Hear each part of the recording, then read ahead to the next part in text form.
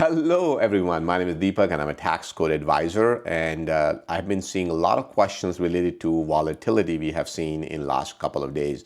I have seen people making all kind of predictions. I think one message I got is, Palantir is going to be back tomorrow, and the other one says, okay, here comes the downturn. Market is going to crash, and everything will be back to normal, and all kind of other predictions. That's only from our group members, but I have seen people making all kind of videos on YouTube, and people been sending links like this is happening out there in market and so forth.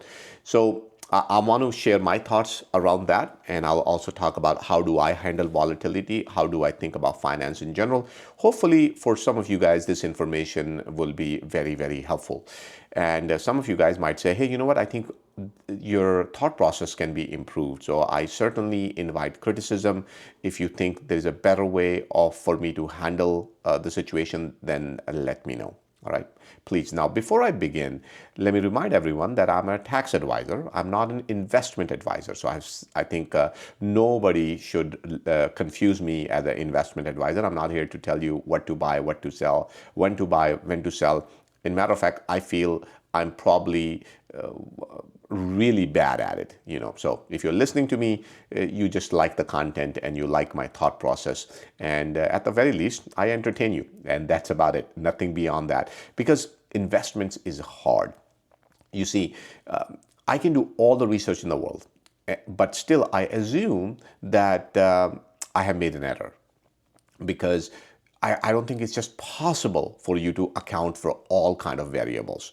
So normally what happens is when we run into volatility and when we run into these flash sales or sudden drops in the market and whatnot, I don't go out there and chase new businesses. Now, if I already been researching a business, as you know, one of the companies I talked about earlier, I have been researching for a while. I would like to get in, but the price point is still kind of high for me. I would like it to drop a little bit before I take a nibble at it. And then, even then, I'm going to enter into a very small position and slowly grow into it as I better understand the business and I can see that that growth is sustainable. So that's my process for getting in. But on the day when there's a flash sale going on, oftentimes there are just tons of opportunities, a lot of diamonds out there, and you have a lot of choices. And that's the problem. When you have a lot of choices, it becomes super difficult for us to make the right choice. Have you ever gone to, let's say, grocery store and you see 20 type of ketchups? And how do you decide which ketchup are you going to get? And at the end of the day, I think most of us just grab the ketchup that we are familiar with, a brand that we know, or maybe a price that we can understand. And that's about it. We don't really look at all those other 20 options out there.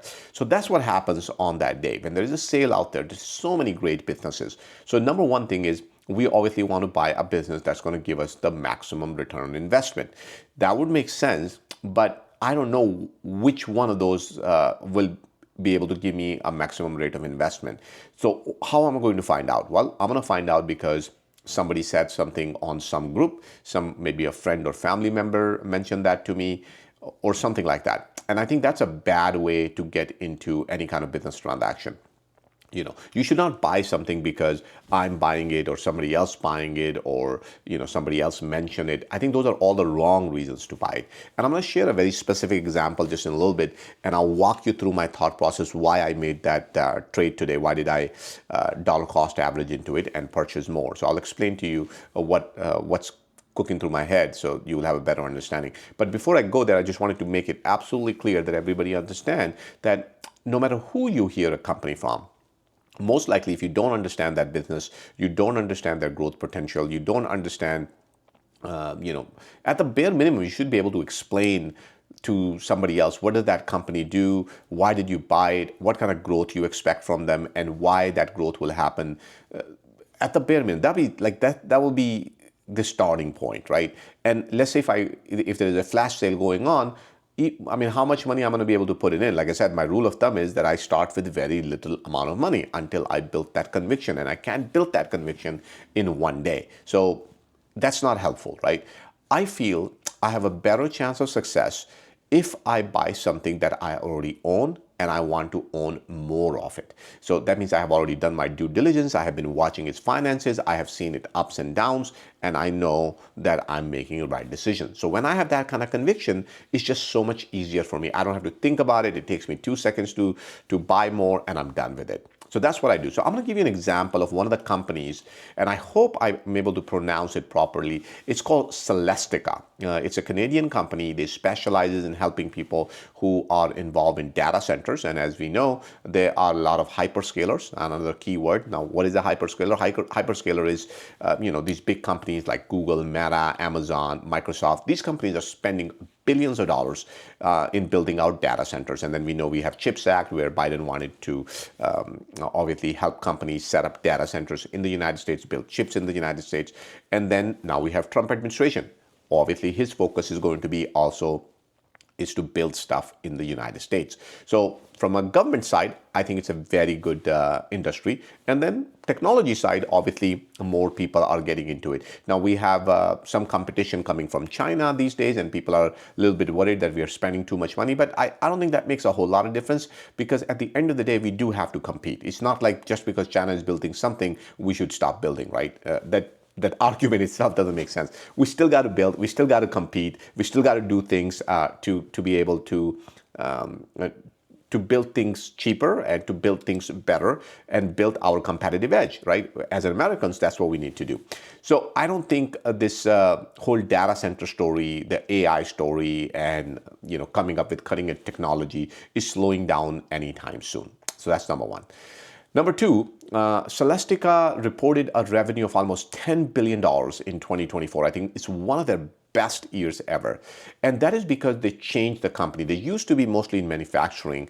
And instead of manufacturing, they moved into technology. Well, there's a new term for it. It's called ODM, Original Design Manufacturing. It simply means that they now go to companies and they help them design and create solutions instead of just assembling a solution for you. So it's not just like, hey, we're just gonna do networking for you. They're actually talking to customers, providing a service, coming up with a full solution for them.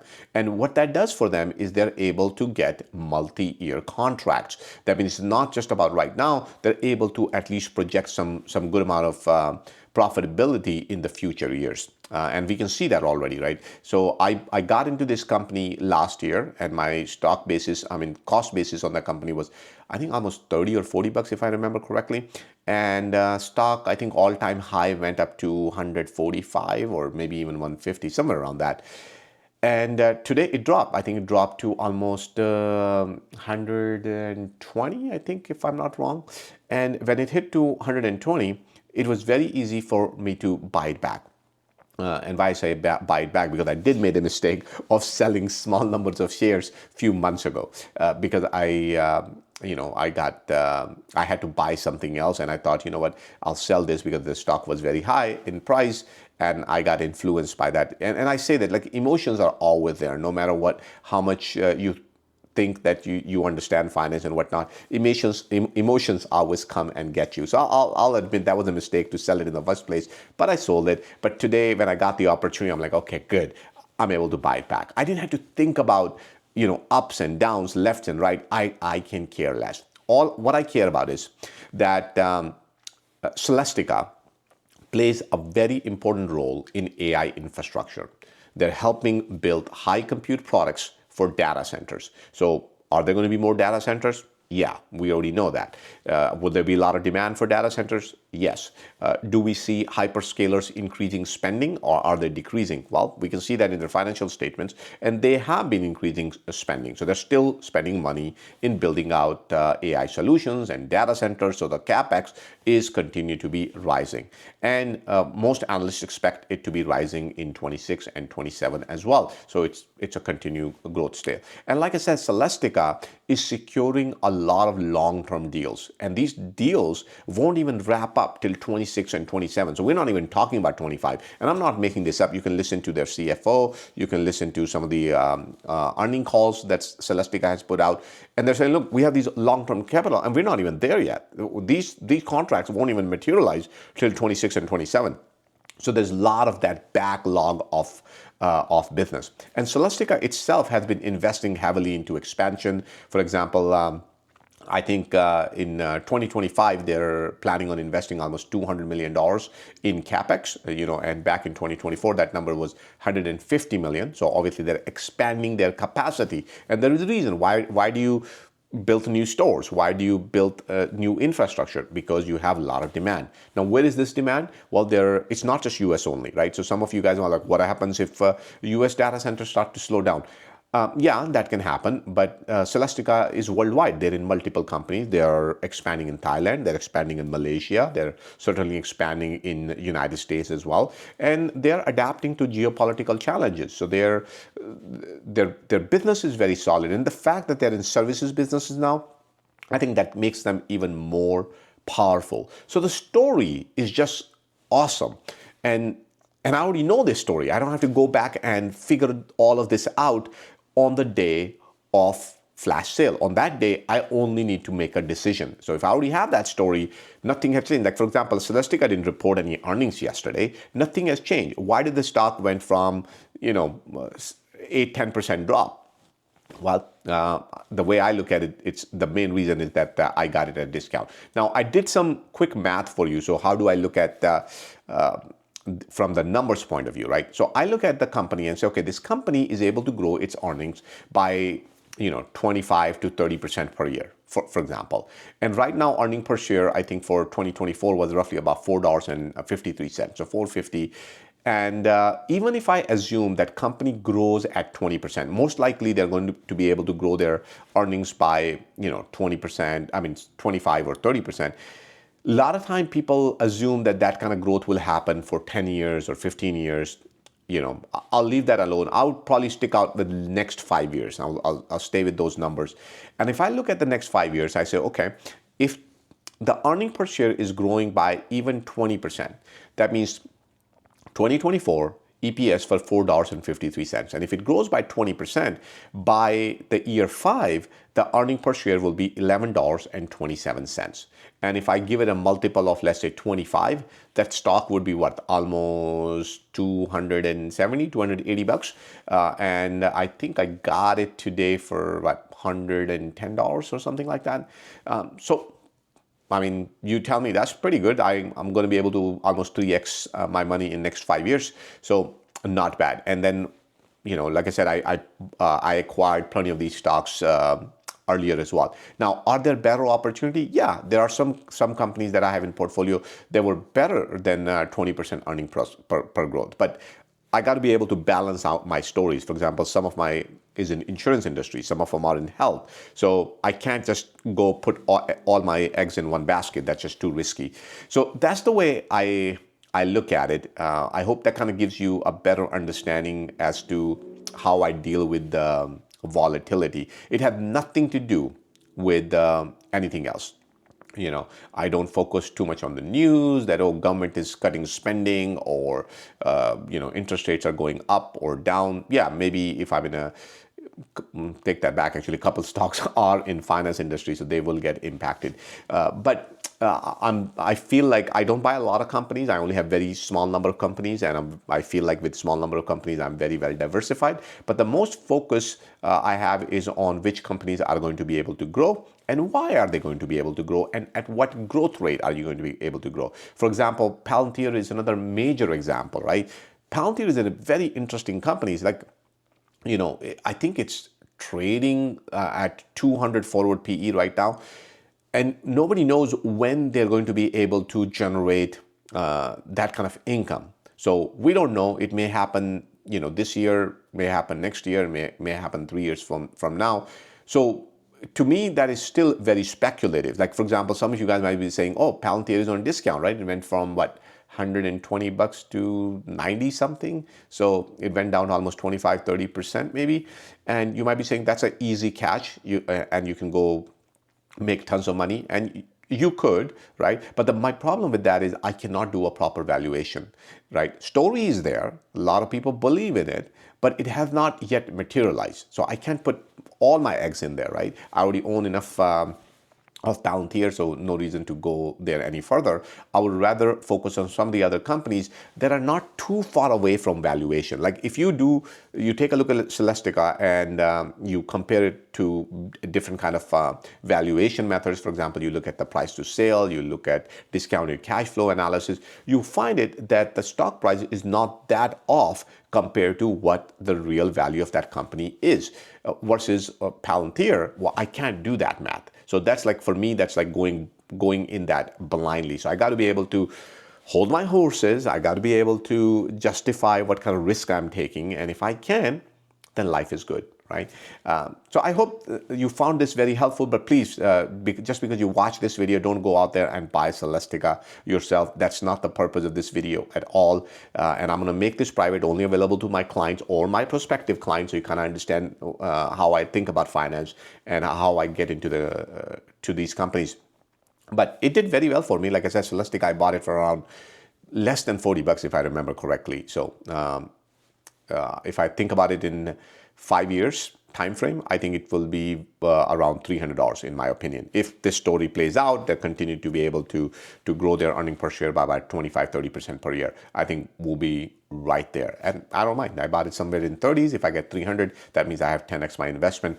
I love it. Okay. So once again, please, I want to remind everyone, I'm not an investment advisor, so do not act on this.